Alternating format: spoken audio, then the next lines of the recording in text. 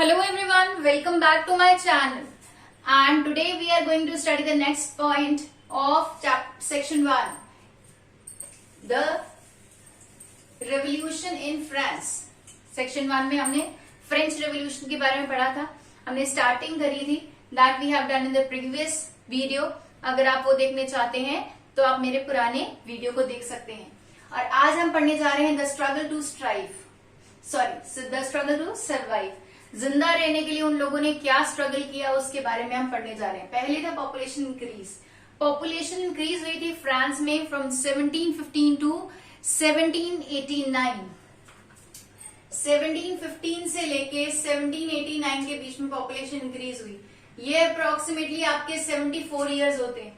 74 years में आपकी 5 million जो पॉपुलेशन है वो इंक्रीज हो गई. अब इतनी पॉपुलेशन इंक्रीज हुई है तो उनकी बहुत सारी नीड्स होंगी जो फुलफिल करनी जरूरी है. तो उन नीड्स में डिमांड फॉर फूड ग्रेन सबसे इंपॉर्टेंट है. और डिमांड जो थी वो फूड ग्रेन की वो इंक्रीज हो गई. क्यों? क्योंकि पॉपुलेशन इंक्रीज हुई थी. और अब डिमांड इंक्रीज होने से क्या था, अब प्रेशर किस पे आया? प्रोड्यूसर पे, जो उसको प्रोड्यूस कर रहे थे. और जो प्रोडक्शन थी which it could not keep a pace with the increase in demand. वो जो प्रोडक्शन थी, प्रोडक्शन उतनी बढ़ नहीं पाई जितनी तेजी से डिमांड बढ़ रही थी. ऑल्दो ये जरूरी है जब भी हमारी डिमांड बढ़ती है तो हमारी प्रोडक्शन इंक्रीज उसी पेस से होनी चाहिए जिस पेस से हमारी डिमांड इंक्रीज हो रही है. अगर वो उस पेस से, डिमांड के पेस से प्रोडक्शन इंक्रीज नहीं होगी तो हमारी सप्लाई जो है वो डिक्रीज हो जाएगी. क्योंकि डिमांड ज्यादा है, सप्लाई हमारी कम है, लेस है. तो सप्लाई लेस होने से क्या होगा? प्राइस जो है वो उस प्रोडक्ट का इंक्रीज हो जाएगा. अब वहां के जो लोग थे वो उनका staple food was the bread. अब ब्रेड का जो प्राइस था that has increased many fold in France. So अब ब्रेड का जो प्राइस था वो इंक्रीज हो गया, पर लोगों की वेजेस जो थी वो सेम रही. वहां पे जो लोग थे ज्यादातर जो थे वो या तो लेबर थे या फैक्ट्री वर्कर से, जिसके कारण क्या था, वो लोगों की वेजेस जो थी, बड़े लोगों ने उन वेजेस को इंक्रीज नहीं किया. क्यों नहीं किया? क्योंकि उनको प्रॉफिट मोटिव, उनको ज्यादा प्रॉफिट मार्जिन जो था वो इंक्रीज होता दिख रहा था.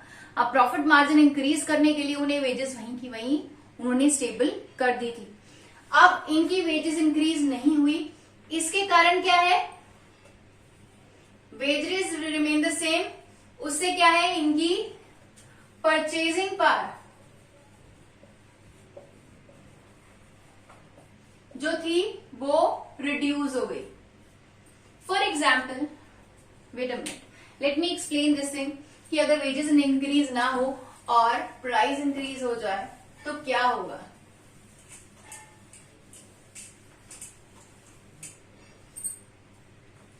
अब कोई चीज है वो आज 10 रुपए की मिलती है और मेरी वेजेस है 50 रुपीज. तो मैं उस 10 रुपए की चीज को खरीदती हूँ. मान लो आटा है 10 रुपए किलो है, मेरी वेजेस 50 रुपीज है, तो मैं अपना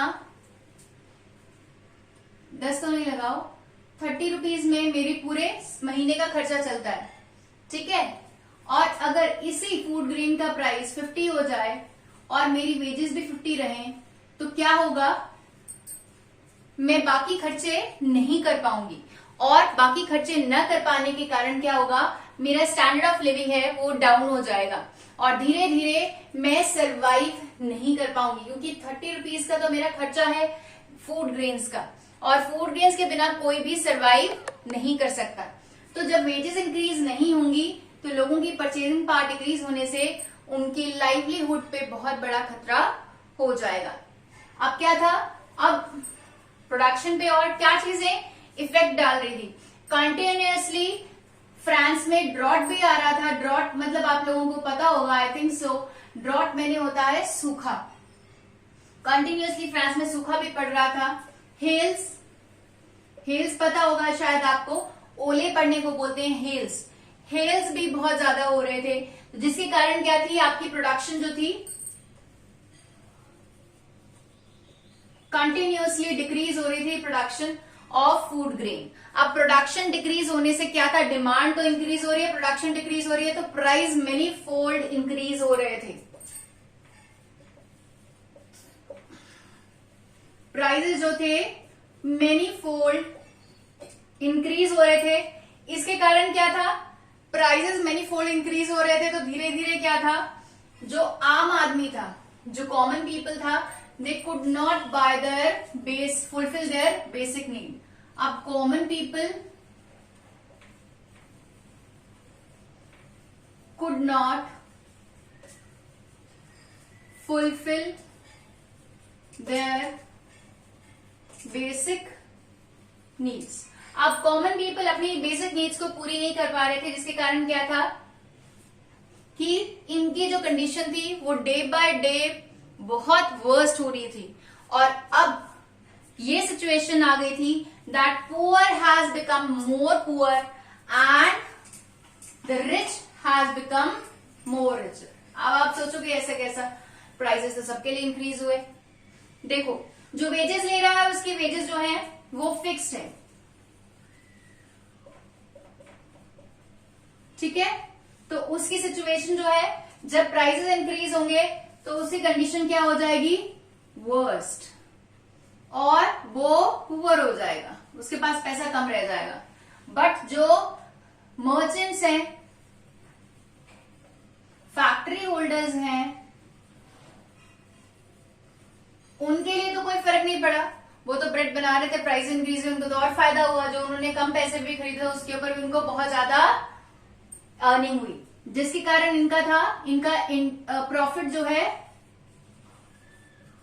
इंक्रीज हो गया, क्योंकि वेजेस तो उतने की तो नहीं है, बस फूड ग्रेन को परचेज करने का प्राइस इनका बढ़ा था, जिसके कारण ये रिचर होते जा रहे थे। तो अब जो gap between poor and rich जो था, it has increased many fold. अब जो गरीब था वो बहुत एजिटेटेड हो गया था। नाउ दे वांटेड कि अब उनकी प्रॉब्लम का सोल्यूशन होना चाहिए, अब कुछ ऐसा होना चाहिए जिससे कि उन्हें इन सारी सिचुएशन से, क्योंकि लुइस ने टैक्सेस इंक्रीज कर दिए, चीजों के प्राइसेस भी बढ़े, ऊपर से ड्रॉट आ रहे हैं, उनके प्राइसेस बढ़ रहे हैं, ड्रॉट होने से प्रोडक्शन डिक्रीज हो रही है, और जिसके पॉपुलेशन भी इंक्रीज हो गई, प्रोडक्शन भी डिक्रीज हो रही है। अब डिमांड तो इंक्रीज हो ही रही है पॉपुलेशन इंक्रीज होने से, जिसके कारण हमारे यहाँ पे प्राइसेस इंक्रीज हो गए हैं।